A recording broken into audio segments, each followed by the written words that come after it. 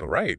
Our source material is a few excerpts from The Crime at Black Dudley by Margery Allingham, a really great writer in the genre. Okay, Black Dudley, let's picture this. Allingham sets the scene straight away. It's a house party, apparently, but the place itself. Wow, it sounds quite something. A big gray building, she says, bare, almost like a fortress. Yeah, and it's stuck out in the middle of nowhere, basically. 1,000 acres of wild land around it. No friendly ivy climbing the walls, just these uh, dark curtained windows. You really get that sense of being cut off. hmm But then, interestingly, there's this contrast Allingham draws almost immediately. Mm. Because while the outside is stark, maybe even a bit forbidding, The inside is different. yeah, the rooms are described as, well, magnificent. A kind of dusty grandeur, dark panels, old paintings, big oak furniture, maybe a bit neglected, but still impressive. Ah, okay. So forbidding outside, grand, but maybe slightly decaying inside. Exactly. It immediately suggests there's history here, maybe a family clinging to past glories, perhaps. Hmm. Why do you think that kind of contrast works so well for kicking off a mystery? Oh, it definitely creates unease, doesn't it? That feeling of something not quite matching up. And then we meet the people. First up is Meggie. Right. Described as stylish, interesting, and that copper hair really stands out in the description. Then there's George Abbershaw. Seems like a pretty straightforward guy, and he's clearly quite taken with Meggie. hmm But even while he's interested in her, he's noticing practical things, like how lonely the house is, how inconvenient. He seems quite grounded. Yeah, and Abershaw's perspective is useful, I think. It gives us, and you listening, a sort of relatable viewpoint amidst all the strangeness. That makes sense. His noticing the isolation, the inconvenience, it subtly highlights how vulnerable the guests might be. Makes you wonder if being cut off will be important later. Good point. Okay. Then we get Albert Campion. And at first, he seems like pure comic relief. A silly ass, Allingham calls him. Doing conjuring tricks, wasn't he? Like a two-headed penny or something? Exactly. But then Abershaw gets this nagging feeling. He thinks he's seen Campion somewhere before. The plot thickens. And the description we get is very specific. Tow-colored hair, pale blue eyes looking kind of foolish behind glasses, a receding chin, lots of teeth. Not your typical hero look, is it? No, definitely not. And that's often deliberate in this kind of story, isn't it? Presenting someone as, well, maybe a bit goofy or harmless. Right. It lowers everyone's guard, the other characters, and you as the reader. Yeah. So when that character turns out to be maybe more observant or capable than they seem. It's a surprise. Yeah, challenges your assumptions. Exactly. Who else is there? Well, there's Gideon, described as weird looking. Maggie definitely doesn't like him, gets an uneasy feeling, calls him a wicked type.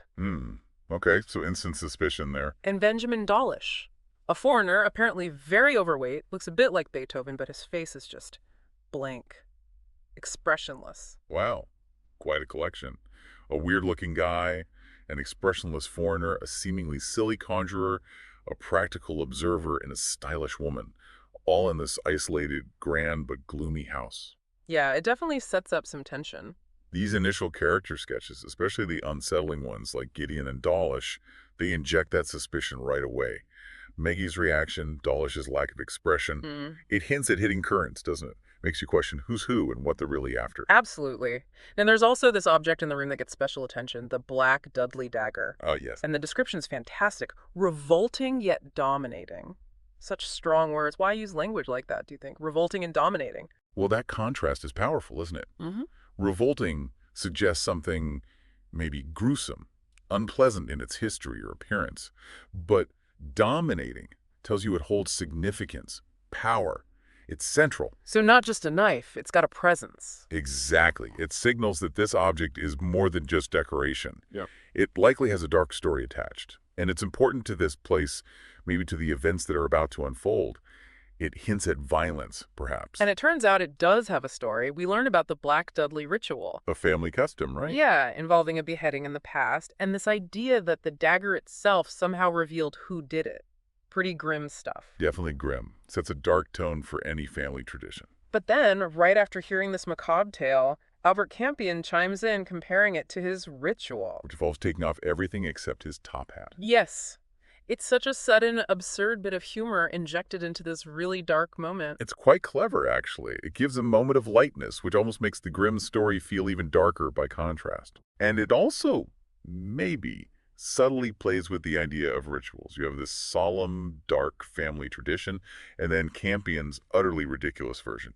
It kind of hints again at his possibly deceptive nature, maybe, putting on silly act. Interesting take. So what happens next is someone suggests, hey, let's revive the Black Dudley Ritual, but as a game, like hide and seek in the dark. Okay, turning a grim legend into a party game seems unwise. Well, Abbershaw thinks so too. Our practical friend George has this really strong negative reaction, a violent objection, the text says. He does not want to do this. But they do it anyway. Yep. Despite his discomfort, the game goes ahead. That tells you something about the group dynamics, doesn't it? Absolutely. Abershaw's strong reaction, especially since he seemed so level-headed before, it's a red flag. It suggests there's something deeply wrong about this game. Yeah, like he senses something others are ignoring. Right, and the fact they ignore him, it highlights maybe who has influence in the group, and it definitely foreshadows that this won't be just an innocent game of hide and seek. What does he feel that they don't? And the scene ends as the ritual starts. They lower this big ring of candles from the ceiling. Plunging the hall into darkness. Total darkness. And there's the sound effect, a melodramatic rattle of chains as the candle ring goes down. Very theatrical, very unsettling. Wow. Yeah, the deliberate move into darkness, the chains rattling, it ramps up the suspense immediately. You just know something is about to happen. Definitely not just a game anymore. And that word melodramatic is interesting too. It suggests a performance, an artificiality to the whole thing, perhaps covering something more sinister.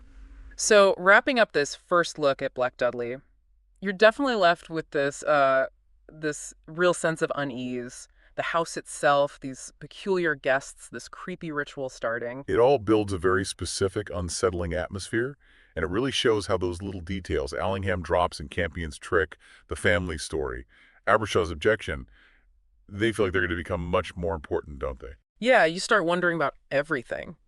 Which leads to a broader point, I think. This initial setup is a masterclass in how first impressions of people or places can be really quite deceptive. Oh, absolutely.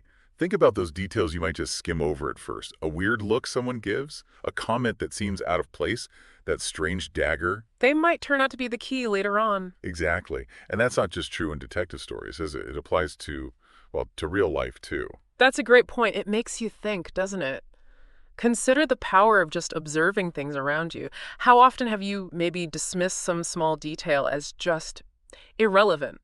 Only to look back later and realize, oh, that was actually important. That explains something. It makes you wonder about the stories unfolding around you all the time. What little clues might you be missing?